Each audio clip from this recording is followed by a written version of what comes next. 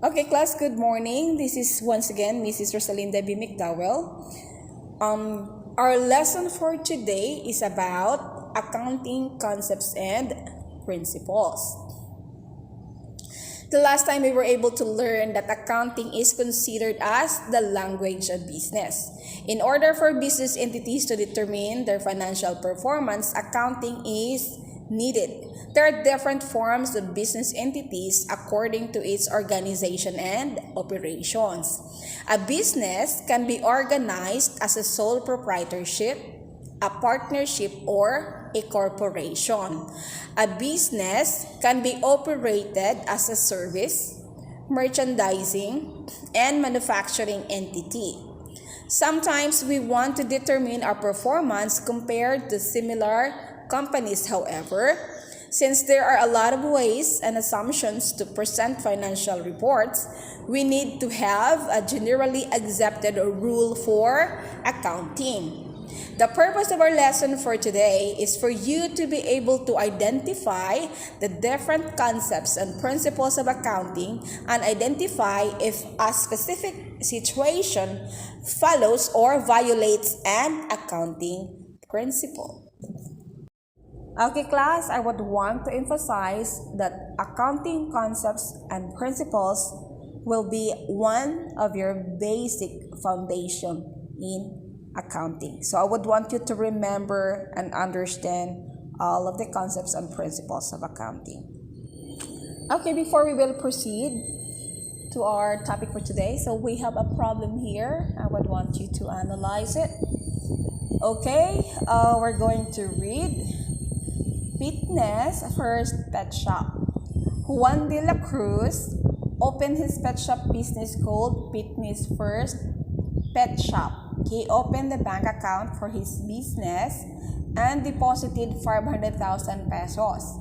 The business earned 50,000, but he had doubts with a recorded expense of 60,000 pesos. He is not sure if he should include the following items as expenses. So we have the following here: salary expense of 20,000, rent expense of 10,000, utilities expense at home 15,000, utilities expense at the store 10,000. So insurance expense is 5,000, withdrawals is 10,000. So total of 60,000 pesos. So si Juan naglibog siya kung tama ba daw kunutan ang iyang gi-record nga expenses. So we will discuss one by one. Okay, so for the salaries expense, dapat ba iuban siya sa expenses, i-record as expenses sa Fitness First Pet Shop ni Juan de la Cruz? Dapat ba? Kuha sa inyong tanaw. Okay, so ang salary expense, it should be included since it is related to the operations of the business. How about rent expense? Yes, it should be included as an expense since that the rent is for the business. How about utilities expense at home, no? Subot pasabot no sa ilahang balay. It should not be included. Why? Because it is a personal expense of Juan de la Cruz. Kaya sa ilang man tong balay, no, nga utilities, dili sa iyahang business or sa store niya. Utilities expense store should be included. It is an expense of the business. Next is insurance expense. Should be included since the insurance is for the business. Then, the last one, how about withdrawals? So, withdrawals should not be included as an expense since the withdrawal is for personal use. So, can you guess? No, nag-record siya, no, nga, ihad ako ng expenses is 60,000. So, can you analyze and answer what is the actual expenses of Fitness First Pet Shop nga business ni Juan de la Cruz. Okay?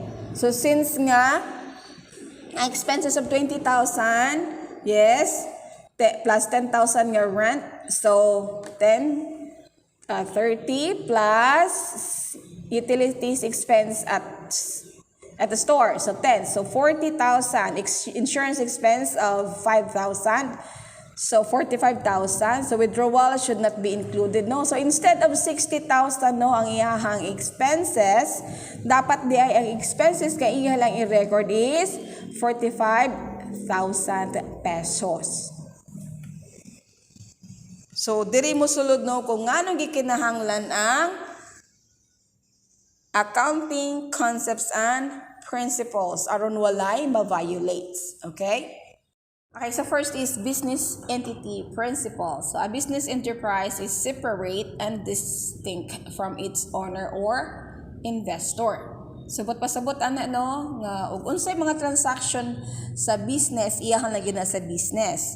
Ug unsay transaction pod sa tag-iya, iyahan lang pod na sa tag-iya, dili pwede nga i-sagol-sagol. So take for example, if the owner has a barber shop, the cash of the barber shop should be reported separately from personal cash. So halimbawa nag-operate ang tag-iya barber shop iyahang business. So na siya kita, no, from services pagpanggupit. So na siya kwarta ana nga kanang kita sa iyahang paggupit 5,000 pesos. So for that day. So napod siya personal nga kwarta nga 2,000. So dili pwede niya isagol iyahang personal nga kwarta dito sa iyahang negosyo nga barbershop. So dapat separate gid siya, no? So mo nang pasabot sa business entity principle. So ang transaction sa business iyaha lang gid sa business. Ang sa personal pod nga transaction sa tag-iya lang pod sa tag-iya, dili pwede isagol. Take for example, okay, ang tag-iya sa barbershop mupalit siya og TV. Okay, siguro mupalit siya og TV kay gamiton dito sa barbershop, di ba, no? Ubang barbershop diya sa Mungkayo na ay kanang television, no, samtang magsigi og gupit, magsigi pug tan-aw ang kanang ang kanang kliyente nila kaya aron malingaw. So kung gamiton ang iyang kung ang gipalit ka TV sa tag-iya gamiton para sa negosyo, no, dito gid sa kanang business area sa barbershop. So kato nga expenses ihatong dapat ibutang dito sa not expenses. So kato siya nga transaction dapat ibutang to niya dito sa business niya sa barbershop. Pero kung mupalit siya og TV, unya dalaon niya sa iyang balay para sa iyang personal use, sa iyang family, so dili pwede niya nga i-record to siya nga transaction dito sa iyang barbershop. So nasabtan? Next is going concern principle. So business is expected to continue indefinitely. So pasabot ang business expected gina siya nga mo padayon. Sabot pasabot wala bali nga ang negosyo wala ta nag-expect nga okay karon mo operate ta og 3 ka bulan, pagka 4 ka bulan mo undang na dayon ta, no. So dili na siya. So going concern pasabot mo continue ang negosyo indefinitely, no? So dili siya mo wala sa unahuna sa kanang tag-iya sa business nga ang undangon kunan ni paghuman aning siguro pila ka bulan or pila ka tuig.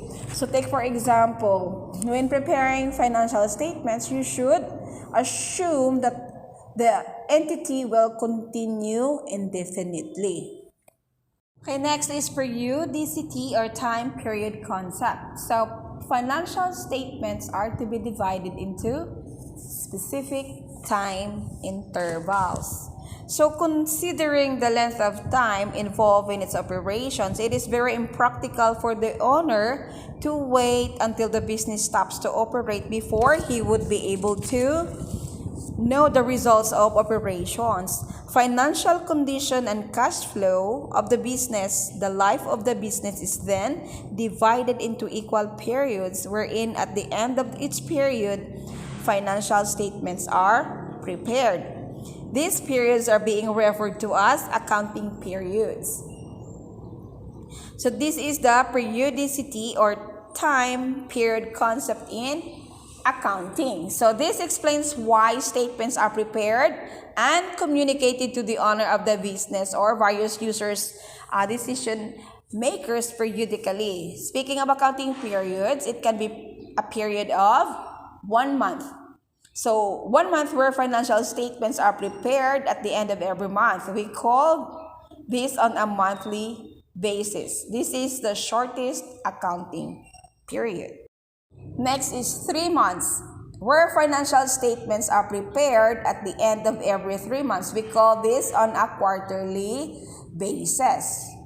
Then 6 months, where financial statements are prepared at the end of every 6 months. We call this on a semi-annual basis.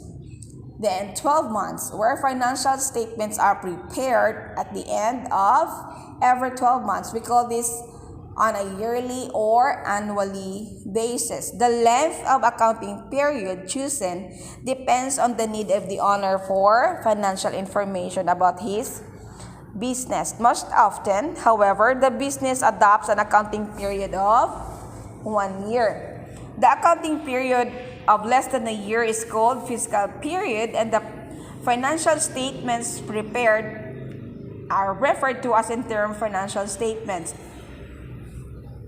So there are 2 annual accounting periods to choose as far as periodic reporting of financial statement are concerned. So these are the calendar year and the fiscal year. So calendar year, this accounting period will begin on January 1 and will end on December 31 of the same year. While the fiscal year, the accounting period will begin on the first day of any month except January and will end on the last of the 12 months, completing the 1 year period. Example, July 1, 28, so it will end on June 20B.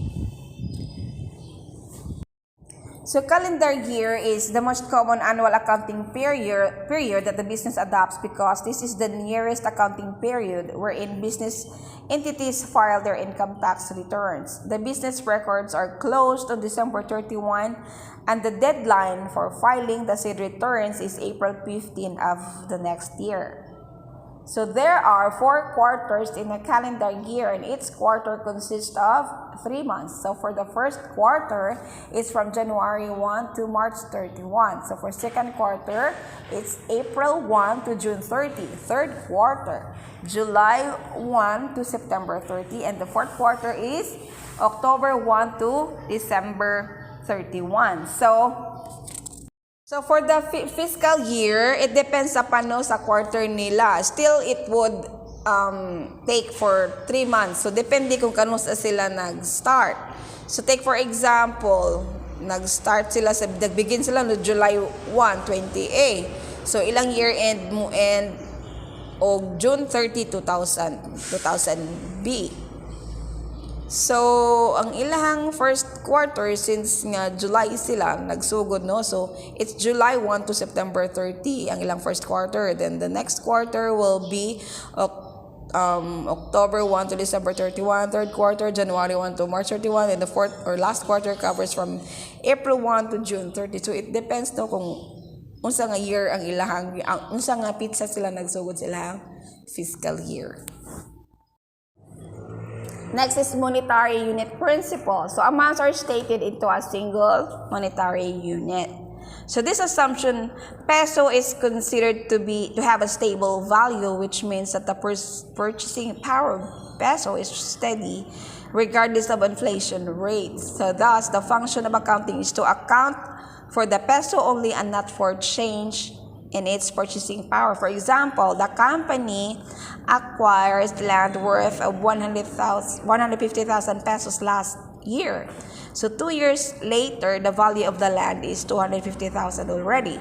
At what amount the land account should appear in the financial position? So the value of the land would still be 150,000 pesos. It is not affected by inflation rate of the peso. So I have also another example here for the monetary unit principle. So for example, Halimbawa no, mopalit ka og gamit nimo gikan sa US, di ba no? Lahi man ang exchange rate sa US padulong diri sa Philippines. So dapat kay naman ta sa Philippines ang ato ang gamiton gid nga monetary unit is ang Philippine peso. So dapat at the time of the of the acquisition, halimbawa ipalit ka og materialis, no? So kung pila exchange rate ana, dapat i-convert gid na nimo siya. Then mo po na siya ang amount nga imong i-record. Halimbawa,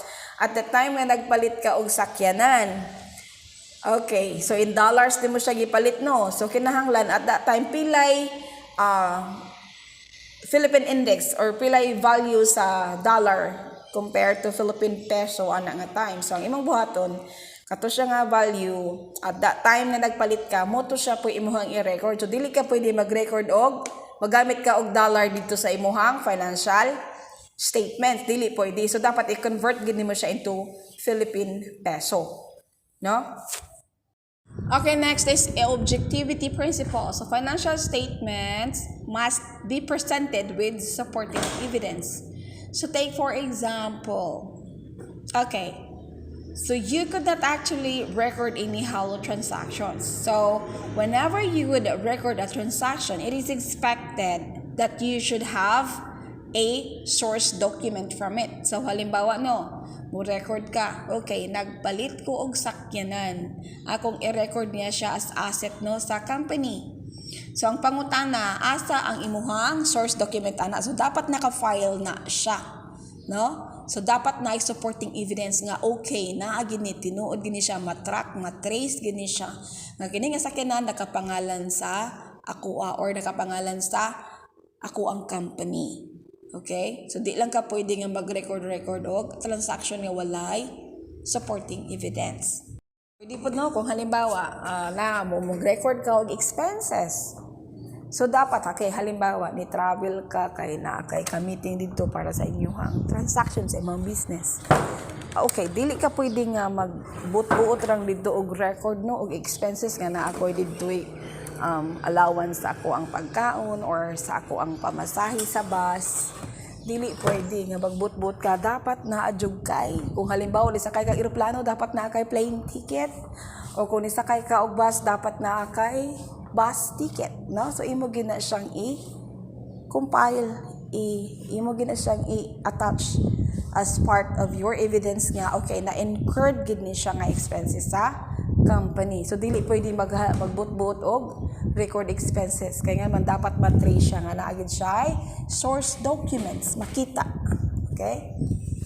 Next is cost principle. So account should be recorded initially at cost. So cost principle, halimbawa no, when a company purchases a laptop, so it should be recorded at the price it was purchased. Sabot pasabot ana no kung pila toy cost or kantidad sa imuhang gipalit mo, rigid po na imuhang i-record. So as what I have said earlier no nga kinahanglan nga og mag-record dapat na agid tay source document. So dili pwede halimbawa nga kining laptop ako ning gipalit og 25,000 pesos. So pero ako aning gusto nga i-record as 35,000 pesos. So dili gid siya pwede. So dapat everything should be recorded initially at cost or its original price. So dili ka pwede magbuot-buot dito. Okay, next is accrual accounting principle. Revenue should be recognized when earned, regardless of collection, and expenses should be recognized when incurred, regardless of payment. On the other hand, the cost basis principle, in which revenue is recorded when collected and expenses should be recorded when paid. Cost basis is not the generally accepted principle today. Okay, so I'm going to explain. So, revenue should be recognized when earned, regardless of collection. So, masabot ang halimbawa, nahalinan ka o isa ka karton nga sabon, no? Nagtinda ka. Okay, halin na to nimo siya no on account lang. Sabot pasabot giutang. So, kinahanglan, bisan to wala pa nimo nadawat ang cash nga bayad no. So, kinahanglan at that time, halimbawa no, sa imuhang sales. So, i-report na nimo ana, halimbawa, karong bulan na June, nangutang ang ako ang amiga og isa ka karton nga sabon. Ingon siya bayaran daw niya karong katapusan ining sweldo niya. So, halimbawa, bisan tuod og dili pa na niya bayaran, nga nagbuhat na kag financial statement or nagbuhat kag imuhang statement of income, no, though dili pa na niya bayaran pero dapat i-consider na nimo siya as sales or as revenue. Okay? So regardless og kanus nimo siya ma-collect or makolekta ang kwarta, so dapat i-record na gid nimo siya as sales or as your revenue. Then expenses should be recognized when incurred regardless of payment. Halimbawa, okay, ikaw na pud ang nangutang. Ningon ka sa imuhang tawhan dito, okay, mangutang ta og gasolina kay naatay delivery dito nga isa ka truck nga sabon dito dapita padulong sa baylo, okay. So kinahanglan og gasolina imong sakyanan, wala pa kay cash. Okay, sige. Nangutang ka dito, nagpadala ka og note nga mangutang ka dito sa gasolinahan. Subot pasabot ana no, expenses na nimo. Kay gasolina man gamit sa pag-deliver sa imuhang produkto. So, pag abot ana sa cut-off, sa halimbawa no, mag-prepare ka og statement of income nimo. So, sa June, wala pa nimo to nabayaran tong imuhang expenses do nga imong giutang dito nga gasolina. So, bisan tuod wala pa kakabayad, still dapat no, the very time nga na-incurred ang expenses, dapat imo na to siyang i-record nga expenses po, regardless of kanus ato nimo bayaran. We have an example here. In December 20A, X company made sales of merchandise amounting to 200,000 to Y company. So Y company made payments in 2 installments. So ang first installment is 50,000 in December 20A. Ang second installment is 150,000 in January 20B. So try to see how will this transaction be recorded under accrual and cash basis of accounting in December 20A. So atong ikumpara. So under accrual basis, so in December 20A, both cash of 50,000 and accounts receivable of 150,000 are recorded. The reported total sales of 200,000 is correct. Subot pasabot no, si company X no, nagbaligya sa merchandise, utang sa lang no dito sa kang Y company. So nagdown ang first installment nga gibayad ni Y company is 50,000. Then ang second installment ang sabot nila is January 20B na. Pero sa record ni X company, so iyan ang gi-record no nga total sales of 200,000, which is correct. Okay? So nag-record siya no nga cash 50,000, then nasa accounts receivable nga 150,000. So ang iyang credit is sales, which is 200,000 pesos. So under sa cash basis, only cash of 50,000 is recorded no as sales sa December 28. So another example, the company incurred a rental expense of 10,000 in December 28. The company pays the rent on January 5, 20B. Sabot pasabot do, ang company na sila expenses nga rental 10,000 sa December 28. So ang kumpanya ay pa siya nagbayad pagka January 5 na sa next year to 20B. So try to see how will this transaction be recorded under accrual and cash basis accounting in December 28. So under sa accrual sa December 28, the company records the 10,000 as accounts payable. So there's no actual payment of expenses. So sa ilahang record no sa company sa December 28, so ilahang gi-recognize ang expenses. Rent expense, 10,000. So, sa ilahang credit, accounts payable, 10,000, no? So, muna siya. Sa under sa cash basis, no, there's no any recording of 10,000 until January 5, when expenses are actually paid. So I would want you to be reminded, no? On the other hand, the cost basis principle in which revenue is recorded when collected and expenses should be recorded when paid. So cash basis is not a generally accepted accounting principle for today. No? So ang ginagamit gid is accrual. Okay? Kay makita nato no, there's a lot of understatement sa financial statement kung cash basis ang imuhang pamaagi sa pag-record sa transaction. Okay, next is matching principle. Cost should be matched with revenue generated. So for matching principle, this is the combined concept of revenue recognition and expense recognition principles.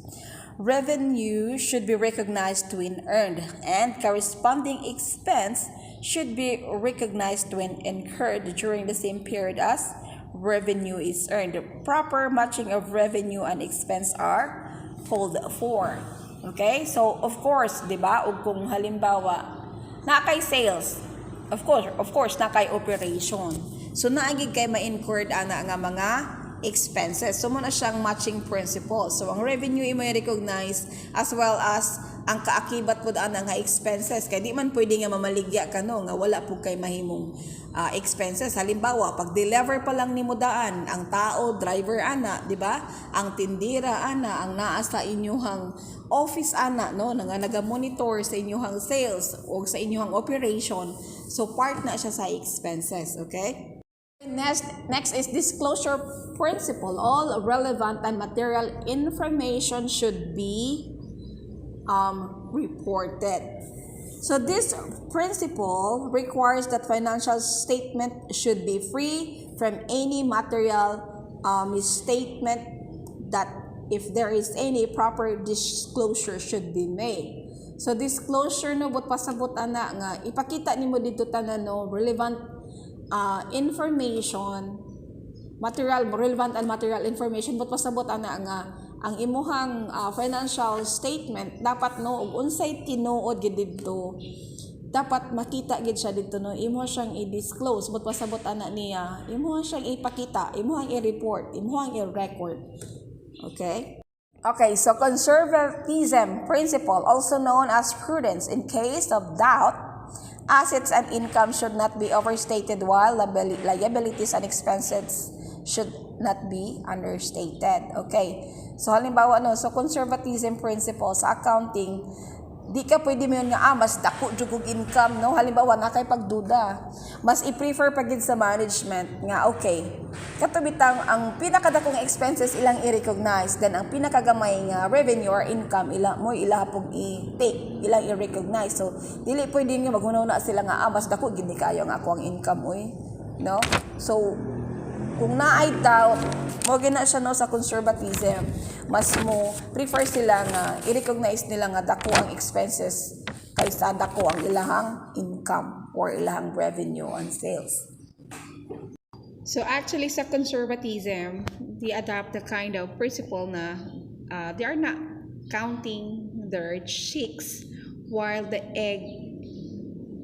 eggs are not yet hatched, no? So okay, materiality principle. In case of assets that are immaterial in amount to make a difference in the financial statements, the company should instead record it as an expense, no? So for this, so materiality principle, no? This principle dictates practicability to rule over theory in determining the valuation of an item. To determine whether the item is material or not, it is a matter of professional judgment on the part of the accountant. One of the things to be considered in the evaluation before reaching a decision is about the size and nature of the item judged in a particular circumstance. The amount of 1,000 might be immaterial in a certain circumstance, while it becomes material on the other. No? So take for example, no, halimbawa, nagpalit ka og stapler. Kailan stapler 150. So instead no, kay syempre magamit-gamit man na siya sa company, di ba no? Di man na siya mahurot ang iya lang staple wire, pero ang kanang stapler mismo di man na siya mahurot, di ba? Magamit pa siya for maybe 2 years. So sa pag-report nimo sa imong financial statement, di man pwede nga i-consider nimo siya nga asset, no? So part sa materiality principle. So, instead, kung immaterial lang, ba't masabot gamay raman ni, di man nigid siya ingon ngayong anak kadako. Halimbawa, stapler, sa ako nang giingon, no?